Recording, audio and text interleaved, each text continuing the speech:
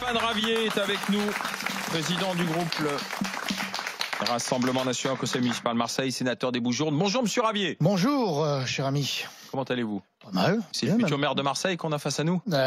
Si les électeurs le veulent, oui, mais j'ai cette ambition pour ma ville. Vous êtes candidat? Ça fait 1 an que je l'ai déclaré. Oui. C'est pas enfin, il y a 1 an, on parlait pas des municipales. Navré, mais c'est vrai que c'est pas un scoop. Oui, je suis candidat et j'ai été investi par mon mouvement. Je n'ai pas fait seulement le déclarer, mais mon mouvement me fait confiance et je remercie sa présidente Marine Le Pen. Pourquoi seriez-vous le meilleur candidat à Marseille ou celui vers lequel se tourneraient les Marseillais, Monsieur Ravier? Parce que tous les autres sont au pouvoir depuis toujours et la ville est dans un état lamentable. On est en train de sortir de 25 ans de gaudinisme, 1/4 de siècle que la ville est gérée par Jean-Claude Gaudin.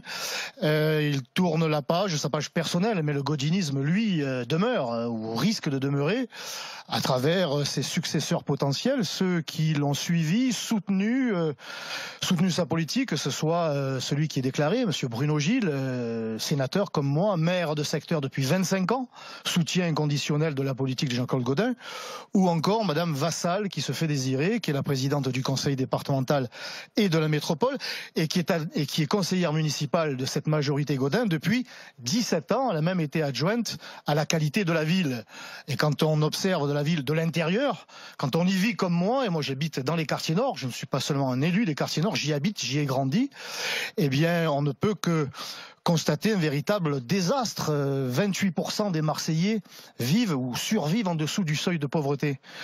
Une insécurité qui vire à la barbarie. Encore quelques jours, les tatas, les employés municipaux, comme on les appelle chez nous, dans une école primaire, ont été sauvagement poignardés dans un quartier réputé jusqu'à présent tranquille, dans le 9e arrondissement. Donc une insécurité qui vire à la barbarie. On ne parle même plus des règlements de compte à la Kalachnikov. C'est presque entré dans le quotidien. Moi, je ne m'y fie pas. Je ne m'y fais pas, pardon. La ville la plus polluée de France, la plus embouteillée de France, et une immigration, il faut bien le dire, à Marseille, dis donc, une immigration de peuplement et même de remplacement qui vire au communautarisme, une ville divisée. Oui, une ville divisée. On vous écoute, on n'a pas du tout envie d'aller vivre à Marseille, excusez-moi. Hein. Écoutez, la réalité c'est celle-là. C'est vrai qu'il y a quelques Parisiens, quelques bobos, c'est pas une insulte, hein, c'est une réalité sociale, on va dire, qui viennent s'installer dans les beaux quartiers de Marseille. Mais ce que je constate en lisant le quotidien local, La Provence, pour ne pas la citer, eh bien, elle rappelle qu'à Marseille, nous n'avons que 870 000 habitants, qu'on n'a jamais franchi le million, ou ni même atteint, et que les Marseillais, je cite encore les propos de La Provence, les Marseillais, les anciens, les Marseillais de souche, on va dire, quittent Marseille, et cette hémorragie est masquée par un taux de natalité élevé dans les quartiers nord. Vous dites, il faut savoir ce que ça veut dire. C'est le remplacement. Le grand remplacement est en marche à Marseille. Vous avez employé vous-même le thème de remplacement. Oui, moi je n'hésite pas à dire ce que je vois. Et moi, encore une fois, j'ai grandi dans les quartiers nord et j'y habite encore. Donc c'est un constat, c'est pas un constat soudain comme ça de quelques secondes, c'est sur quelques dizaines d'années. Eh bien, ces quartiers nord, mais désormais le centre, les quartiers est, et c'est encore une fois rapporté par les journalistes de la Provence qu'on ne peut pas taxer d'être proche du Rassemblement national, mais à un moment donné, la réalité saute aux yeux. Et cette réalité, c'est que le peuple historique de Marseille s'en va parce qu'il n'en peut plus d'une ville dans laquelle il se sent de plus en plus étranger, et il est remplacé par les nouveaux arrivants. Oui, ils viennent d'arriver. Ce sont ceux qui descendent de l'Aquarius, par exemple. Jean-Claude Gaudin s'est vanté il y a quelques semaines ou quelques mois. 150 à bord de l'Aquarius. Il y a quelques mois, non mais ça c'est une image. C'est pour rappeler que Jean-Claude Gaudin, qui se dit de droite, a mené une politique qui n'a jamais déplu à la gauche, et notamment en matière d'immigration ou de déni de l'insécurité. Eh bien, il rappelait qu'il avait beaucoup travaillé avec ses amis maires de secteur, dont Bruno Gilles et ses amis Martine Vassal, pour accueillir les clandestins qui débarquaient de l'Aquarius ou qui débarquent tout au long de l'année. Encore une fois, l'Aquarius a 2 ans, monsieur Ravier, l'Aquarius. Là, c'est au-delà. Vous êtes en train de dire que le grand remplacement, c'est un phénomène qui est enclenché depuis longtemps. Cet Aquarius, ce phénomène de l'Aquarius, je termine et je vous laisse volontiers la parole. Je dirais que c'est une démarche démarche symbolique. L'immigration de peuplement à Marseille et sur l'ensemble du territoire national se produit chaque jour. Je rappelle qu'à cette immigration clandestine vient s'ajouter à des entrées régulières de 300 000 étrangers par an, sans compter les clandestins. Cela se traduit à Marseille par un remplacement de population, par un remplacement, je dirais, de notre quotidien, de nos traditions, de nos coutumes, une communautarisation qui se traduit par exemple, un dernier fait, il a été inauguré une mosquée dans le 13e arrondissement de Marseille. Eh bien, le maire de Marseille et la présidente du conseil départemental étaient présents. Pourquoi Jean-Claude Gaudin s'est-il cru obligé de remettre aux autorités de cette mosquée la médaille d'honneur de la ville? Pourquoi Madame Vassal s'est-elle cru obligée de remettre la médaille d'honneur du département? Parce qu'il y a là une volonté en réalité électoraliste, parce qu'ils savent que le poids électoral de cette population à Marseille est de plus en plus important et qu'elle fait et défait les majorités.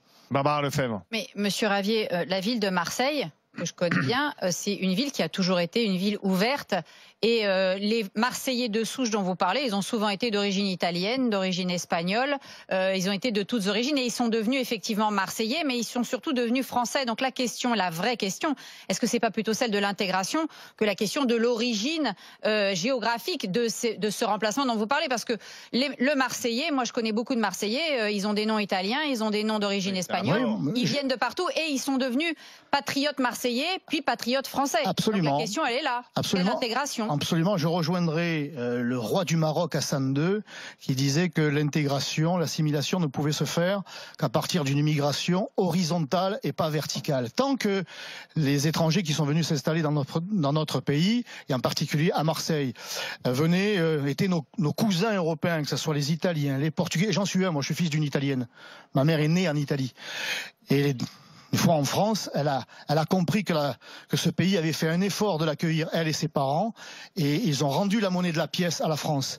Ils se sont parfaitement intégrés, assimilés, ils ont fait de la France leur pays, et ils en ont adopté les coutumes, les traditions, l'histoire, la fierté d'être français.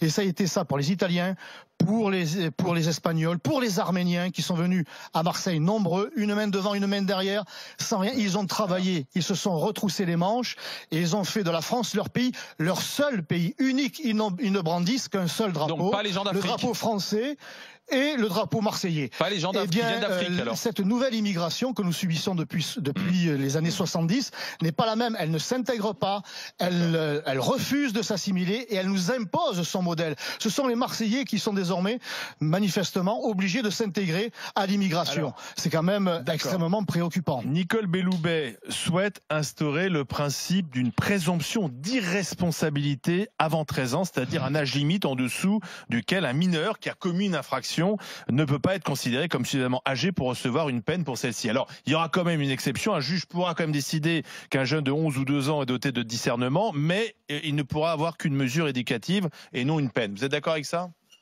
Écoutez, moi, encore une fois, j'habite Marseille et je sais ce qui se passe à Marseille. Je ne suis pas non plus enfermé dans cette ville, mais on nous dit que Marseille, aujourd'hui, c'est la France de dans 10 ans. Je vous souhaite du plaisir. Et en matière d'insécurité et d'ultra-violence, j'ai entendu ce terme utilisé tout à l'heure par Monsieur Brunet, nous la vivons et nous la subissons tous les jours, sans que ça n'émeuve les autorités locales, sans que ça ne soit désormais plus rapporté dans les quotidiens. Jeunes de 13 ans ? Oui, il y a une violence et une ultra-violence qui s'exprime chez les plus jeunes. Et nous ne sommes plus au lendemain de la Seconde Guerre mondiale, on n'est plus dans les années 70, ni même au début des années 90. La violence, l'ultra-violence fait partie du quotidien, du réflexe de certains jeunes, de beaucoup trop de jeunes.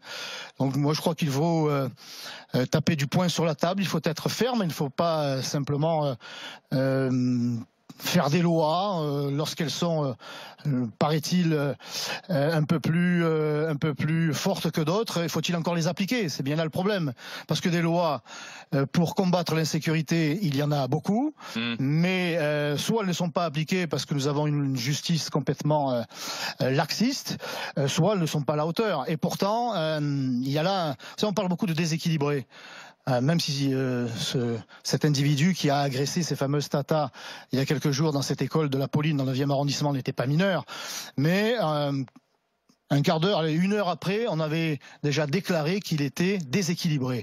Moi, je crois qu'il y a des gens qui sont déséquilibrés, en tout cas leur attitude dans ce pays, c'est la classe politique. S'il y a des déséquilibrés dans ce pays, ce sont celles et ceux qui composent la classe politique et qui sont au pouvoir depuis toujours dans ce pays, qui sont parfaitement en déséquilibre avec la réalité du terrain. Et à Marseille, on n'en peut plus de l'hyperviolence. Alors, question, Johnny Blanc. Moi, je change de sujet parce que c'est pas mon registre pour l'instant.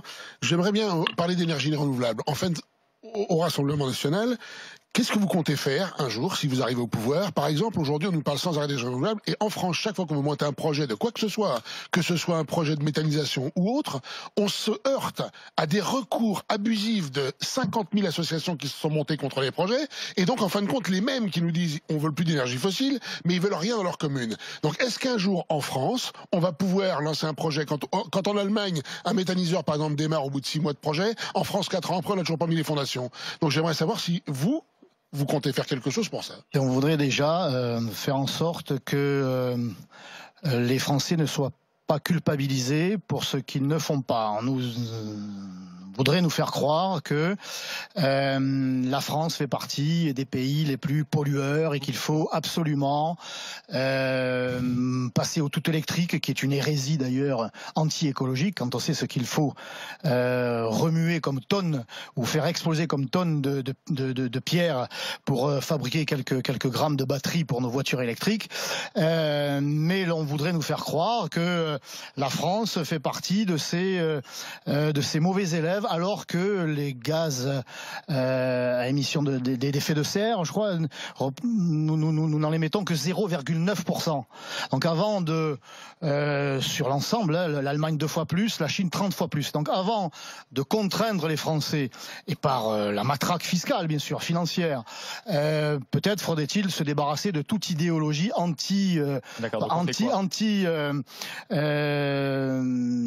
énergie fossile. Ouais. Voilà. On montre pas l'exemple. Et que l'on cesse de les culpabiliser, qu'on les cesse de les taxer, et que cela se passe, je dirais, en toute sérénité, débarrassé de toute idéologie, que l'on se mette autour d'une table et que l'on discute. La méthanisation, il y a plein. Non, mais ma question était plus sur le fait de dire comment il est possible en France qu'une assoce qui se monte puisse bloquer des projets en entamant recours sur recours sans arrêt. Il n'y a jamais de fin. Écoutez, et ça bloque toute l'économie d'un pays. Encore une fois, c'est encore le système franco-français qui s'auto-contraint et qui va être bloqué effectivement par ne serait-ce qu'une association qui souvent ne représente qu'elle-même et qui empêche le vrai débat, qui empêche une avancée dans ce domaine. Alors, vous en avez assez du discours écologique du moment là? L'écologie, oui, l'écologisme militant, je crois que ça a été dit tout à l'heure déjà, c'est rouge repeint en vert, je crois que ça suffit, que l'on réfléchisse sereinement, que la planète ait besoin, que l'on prenne soin d'elle, sans doute. Au Front National, vous faites quoi, par exemple? Sans doute. C'est pas votre truc, l'écologie, quoi. Au Front National, vous faites quoi pour l'écologie? Moi, j'habite à Marseille. Oui, non, encore une fois, à Marseille, on vit 8 mois de moins en raison de la pollution qui y règne. Quand j'interpelle Jean-Claude Gaudin en conseil municipal il y a déjà plusieurs années, moi j'ai pas attendu le résultat des élections européennes sur ce fait, il me répond: mais monsieur Ravier, un bon coup de Mistral et ça ira bien. Donc lui et ses amis sont aujourd'hui dans l'affolement électoral au vu des résultats des élections européennes et voudraient nous faire croire... Le Marseillais peut-il se passer de sa voiture, mais il s'en passerait s'il avait les moyens de le faire, s'il y avait les transports en commun. Or, il n'y en a pas. Là, il y a un parfait déséquilibre entre le nord et le sud. Et si ces transports en commun étaient sûrs, et si vous aviez des parkings qui vous permettent de laisser votre voiture à une station de métro, or, il n'existe pas. En amont, rien n'a été fait. Vous ne pouvez pas exiger des Marseillais comme des autres ou des Parisiens de dire maintenant la voiture, ça pollue, prenez les transports en commun, c'est comme ça et c'est pas autrement. Ça, c'est dogmatique, c'est idéologique et ce n'est pas en phase avec la réalité. Ça doit se passer dans le temps, dans la concertation. À Marseille, oui, nous avons besoin de notre voiture parce que nous ne pouvons pas faire autrement. Maxime Yeddo. Donc, est-ce que, outre, en fait, parce que j'ai l'impression à chaque fois que j'écoute les membres du Rassemblement national, j'écoutais encore Jordan Bardella hier sur BFM, j'ai l'impression que vous passez votre temps à commenter. Donc là, on avait un sujet concret. Quel est le programme écologique du Front national? Tout de suite, là. Tout de suite là, comme ça. C'est un interrogatoire. Je vous invite à venir à Fréjus ce week-end, où cet aspect de notre quotidien sera abordé. Notre spécialiste, Monsieur Juvin, qui vous présentera ses propositions. Moi, je ne suis pas un spécialiste de même. Moi, je suis pas un spécialiste en tout. Moi, ce que je sais, c'est qu'il faut sortir. Ce que je sais, c'est qu'il faut sortir de l'idéologie, il faut sortir du tout blanc ou du tout noir, et que cela mérite un autre débat, un vrai débat, plutôt que de se laisser enfermer par des talibans verdoyants. Changeons de sujet. Vous allez au Vélodrome voir les matchs? Ça m'arrive. Vous avez été choqué par des insultes homophobes? J'ai vu la banderole à Nice. Je crois que pour le Vélodrome, ça n'a pas encore été pointé, si tant est que cela soit nécessaire. Il faut suspendre les matchs. Mais c'est du délire. C'est du délire. La banderole à Nice, c'est pas de l'homophobie, c'est de la connerie. C'est de la provocation. C'est la volonté de quelques-uns parmi ses supporters de faire le buzz, et ça marche. Les médias se jettent dedans, les associations de lutte contre l'homophobie, évidemment, remplissent leur mission, mais c'est de la connerie, c'est pas davantage. Moi, si j'avais été le président de Nice, je crois qu'il est à la tête d'une écurie de vélo, là. C'est un Anglais, ouais, voilà. Ineos, ouais. Eh bien, moi, si j'avais été lui, je serais rentré sur le stade en vélo avec l'écharpe de l'OGC Nice, en saluant les supporters. Et je crois que ça aurait fait beaucoup rigoler les supporters, et ils auraient décroché leur banderole. Il y a quelques années, au stade Vélodrome, j'étais minot, je sais plus quelle équipe on recevait. Pascal Olmeta était le gardien de but. Vous vous souvenez de ce gardien corse? Et il recevait des bananes par les supporters marseillais. Eh bien, il en a ramassé une, il l'a mangée, les supporters marseillais ont tous rigolé, et les bananes sont restées dans les travées. Il n'en a plus reçu aucune. Ah, il faut savoir prendre, je dirais, à contre-pied, pour le football, les conneries de quelques-uns pour arrêter le délire de nous faire croire que l'homophobie est en train d'envahir les stades. C'est de la pure provocation. Elle n'est pas maligne. C'est vraiment de bas niveau, mais ce n'est pas plus. Barbara Lefebvre. Pour revenir aux enjeux électoraux de Marseille, comment est-ce que vous pensez pouvoir gagner la mairie de Marseille sans alliance, alors que de l'autre côté, M. Gaudin va peut-être recevoir l'équipe de M. Gaudin va peut-être recevoir le soutien de la majorité présidentielle. En tout cas, on ne sait pas. Mais vous, comment est-ce que vous faites pour gagner une municipalité alors que il n'y a qu'un seul arrondissement de Marseille, le vôtre, RN, et comment est-ce que vous pouvez gagner une municipalité d'une grande ville comme Marseille tout seul? J'ai un lapsus révélateur. C'est vrai que Jean-Claude Gaudin a tiré sa révérence, mais il tire en même temps les ficelles. Et alors qu'ils prétendent avoir un bilan on ne peut plus positif, extraordinaire, ils sont déjà à la recherche d'alliances. Et avec Emmanuel Macron, c'est-à-dire que avec le bilan calamiteux qui est celui de l'équipe Gaudin, eh bien ça ne leur suffit pas. Ils sont tout à fait volontaires pour assumer et s'allier avec les représentants d'Emmanuel Macron et de son bilan calamiteux. L'élection municipale de 2020 n'a plus rien à voir avec celles qui se sont succédées depuis 25 ans. Jean-Claude Gaudin, quand même, tire sa révérence.